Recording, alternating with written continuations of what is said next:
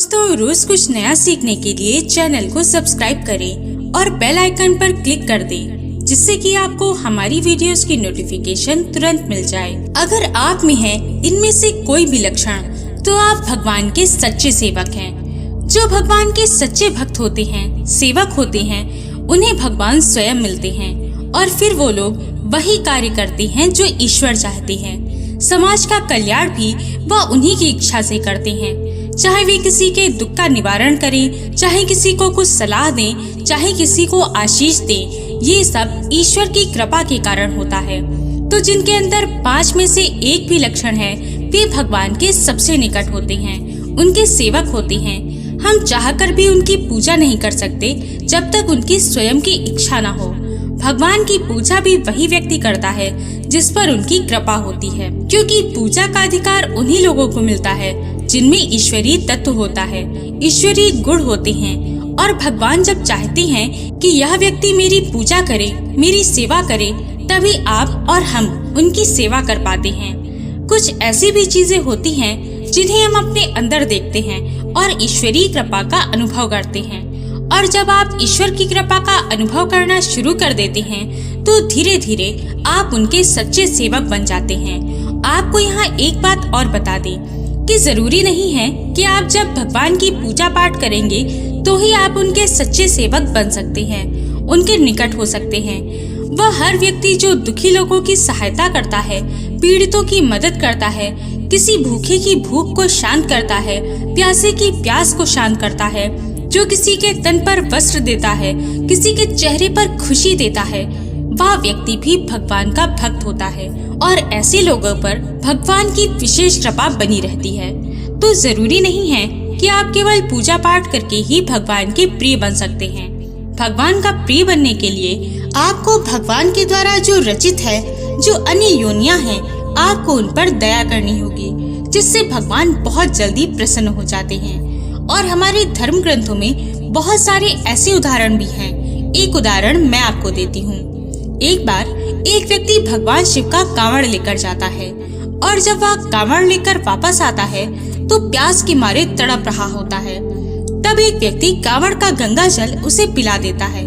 ये देखकर अन्य लोग कहते हैं कि तेरा कांवड़ खंडित हो गया, भगवान शिव तुझसे बहुत ज्यादा रुष्ट हैं, तुझसे क्रोधित हैं, और इस क्रोध का सामना तेरे घर के लोगों को भी करना पड़ेगा। उनके जाने के बाद भगवान शिव स्वयं प्रकट होते हैं और अपने उस भक्त को अपना सेवक बना लेते हैं। तो जीवों की सेवा ही सबसे बड़ी सेवा है।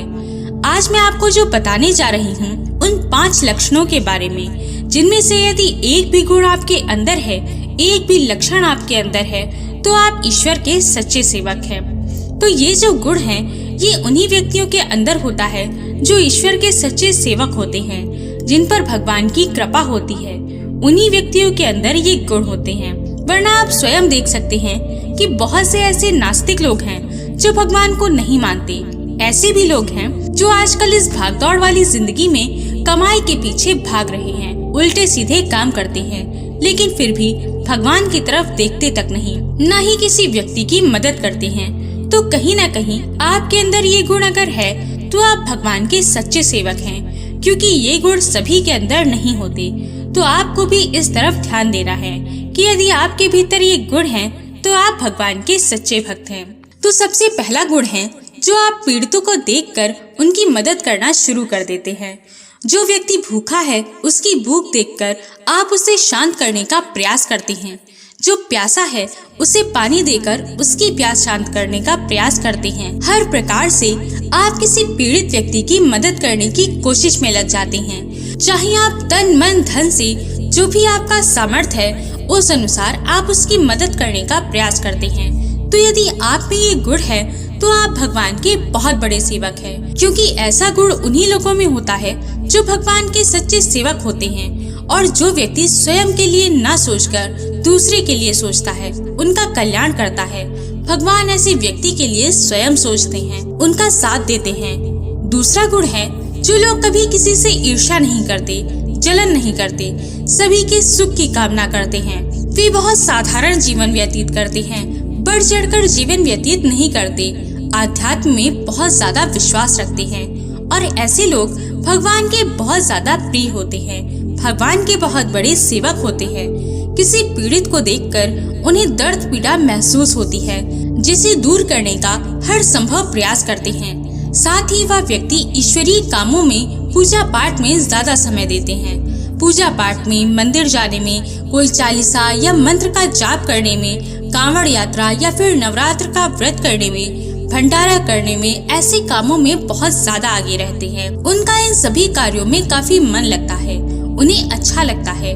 तो ये गुण भी भगवान की कृपा का संकेत होता है, और ये गुण उन्हीं लोगों में होता है जो भगवान के सबसे बड़े सेवक होते हैं, भक्त होते हैं।